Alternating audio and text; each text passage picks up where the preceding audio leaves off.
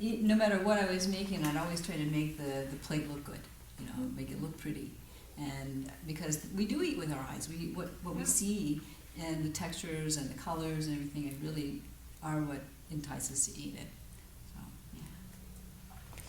How do we get other people that don't normally eat this way to try something like that? Make it more appealing, or what do we say to them, and how do we get them to try it? You give it to them. Just give them samples. You give them samples, and it speaks for itself. Right. Invite them to dinner. Yeah. Yeah, invite them to dinner, exactly. Yeah. Yes. Make these dishes. You take it to the next chat and snack. Oh, right. And put it out as raw food, and people will learn about it. Yeah, and I think that's a good idea to a group. Or take it to a potluck you're going to. But I don't even let them know what it is until after they say they love Mm-hmm. it, you Exactly. know, and then Exactly. let them know. That's all love. That's how I got my family involved. I mean, I've been a vegetarian for many years. And the beginning was, you know, I'd be the oddball sitting there eating. Vegetarian meal was a salad back then, you know. Right. And it's expanded. I mean, it in 20 years, we got all kind of vegetarian options, you know. So maybe it's just a matter of time and just slowly integrating people into. And start simply, like in a potluck, take the hummus. Everybody's used to seeing hummus. And Yeah. you go, wow, this is really different. Take the brownies. Take Yeah. the brownies. I was just going to say, nobody mentioned the brownies. And Susan needs to do a cookbook or a video or a blog or all three. Well, and that's what I'm thinking, is that maybe that's the next step, is to do something like You that. have a great Do a blog. personality. Do a a video A blog. vlog. Okay. A video blog. Definitely video, because Yeah. that's why I came, because I You knew you were learn gonna see it. visually. I want to see it, I want Mhm. to taste it. Yeah. I just want to experience the whole thing in order to help it integrate into my being, because that's where I struggle. It's like, that's fine that you're doing that, but it's hard for me to figure out how to integrate that without experiencing it. Mm-hmm. So it was important for me to be in person, and that's how we've learned, Sure. you know, coming to your house and, you Yeah. know, watching you put sandwiches together, and I'm like, well, this is pretty good. I mean, we learned how to squeeze a lemon just by. New technique. Another part about that that's inspiring to me, because I cook without measuring, is just taking things and throwing them in, and you blended everything at once. And you did it, you pulsed differently than I do. Right. Less is more. Yeah, yeah. Well, that way you still maintain the texture. Yes. Yeah, Yeah. exactly.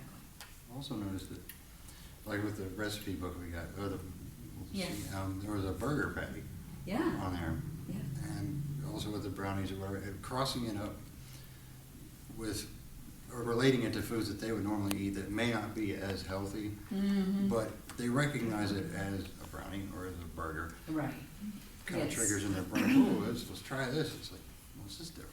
Exactly. You know, and even making it taste similar to a food that they're used to already, Yeah. you know, would help them to kind of Make make the that- switch or, yeah. yeah. Or at least incorporate something, you know, into the diet. Mm-hmm. And Have then it look get- like that food, but it tastes a lot Yeah, better. Yes, yes.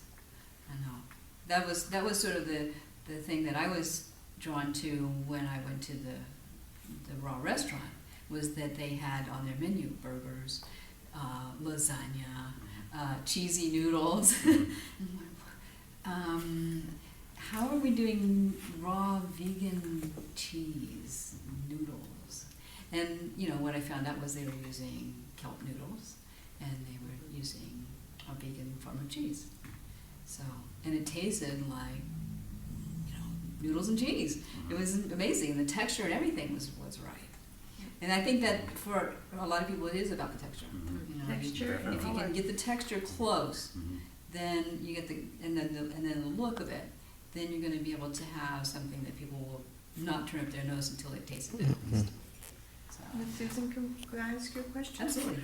Are you dedicated to 100% raw or portion raw, or depends on the climate, your condition, or mixing it in? What is your opinion about that? Well, for me personally, I know I can't do 100% raw, 100% raw.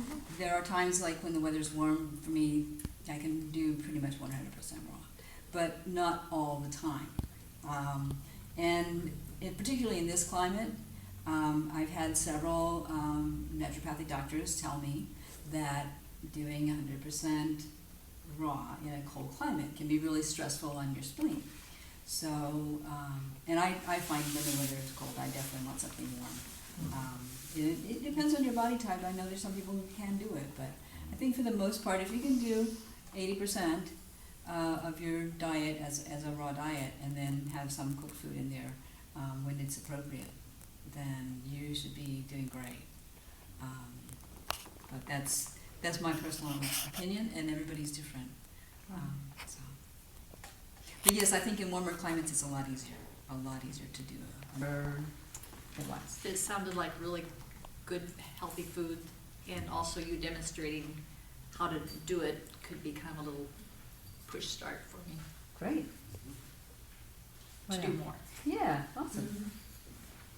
I wanted to learn some great raw vegan dishes from somebody who's passionate about organics and the vegan lifestyle and who has such great energy. Thank you. Thank you.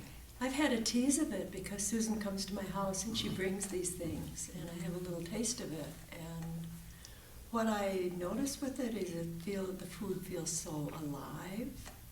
And I eat for texture, and there's so much texture in this, and color, and freshness. Yeah, cool. Thank you. I was enticed by Susan herself to come to this show. So, I saw her a couple days ago, and she invited me. And I'm kind of new to all this. I mean, I love food. I've eaten all sorts of food, but with the designation raw, you eat it, and you may not know that it falls into that category. But this was specifically geared towards that, and this is my first real exposure to just a raw meal. Right. And what do you think? Oh, I loved it. I mean, I love fresh vegetables and fruits anyway, so, and it's not like I haven't had it before, but it was a new way to experience it because of the way it was prepared, and how she presented it, so. That's the same way here. I'm used to eating a lot of raw foods, but not mixing them together with ingredients to make the outcome so flavorful and tasty. Cool. Cool. Thank you. And colorful. The colors are vibrant in their own. Yeah, I think it's important to eat your colors. Texture and colors, it is. Yeah, that's always been my thing too, because yeah. Thank you, everyone. I really appreciate your Thank input. you. For being here and helping get this thing tonight, and for being good tasters. And, We tried. I know. Notice there's still a brownie sitting there. Well, I think that belongs to the king. But there are still some in the refrigerator. Could I bring some home for Michael? Yeah, absolutely.